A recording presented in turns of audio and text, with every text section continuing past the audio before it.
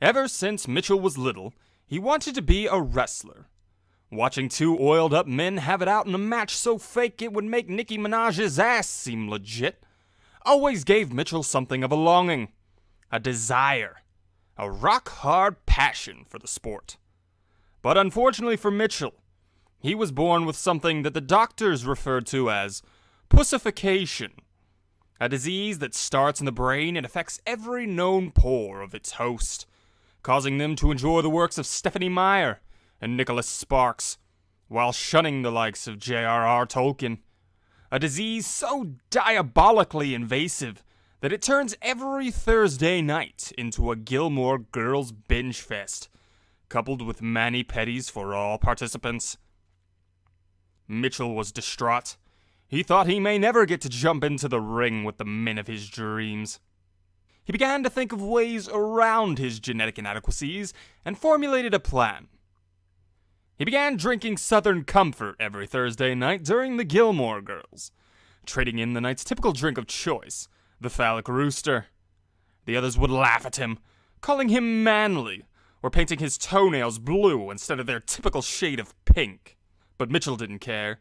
He knew if he wanted to break into the world of professional wrestling, he'd need to make sacrifices. He'd need to butch up just enough to fool the judges into thinking he could take a metal chair to the face and not spend the remainder of the match crying like a bitch in the fetal position.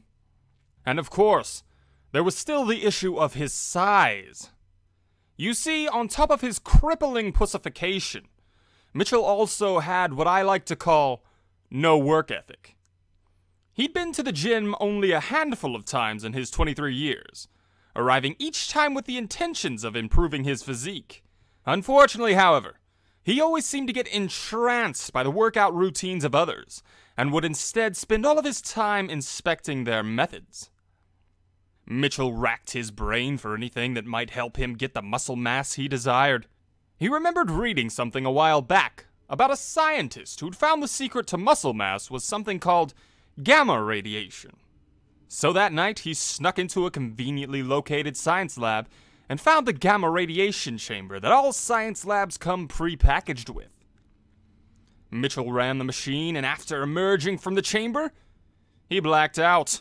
Waking up the next morning with the strength of 1.5 men, he left the building ecstatic, ready to take on the world of wrestling, and even thought of a fitting name for himself: the Mortal Mound. A wrestler with a power hold as strong as the walls of Mound Massive, and a heart as sweet as a Mound's chocolate bar. Mitchell called his friend and asked for some help taking some photos to send to the WWE along with his resume. Arriving at the meetup spot, the Mound took this memorable photo before collapsing. His friend rushed him to the hospital, and he was pronounced dead on arrival. The doctors said it was the pussification that finally did him in. But I've always had another theory, that it was cancer, because of the tumors, here, and here. And that is the tale of the Mortal Mound. I guess it was a tragedy, whatever.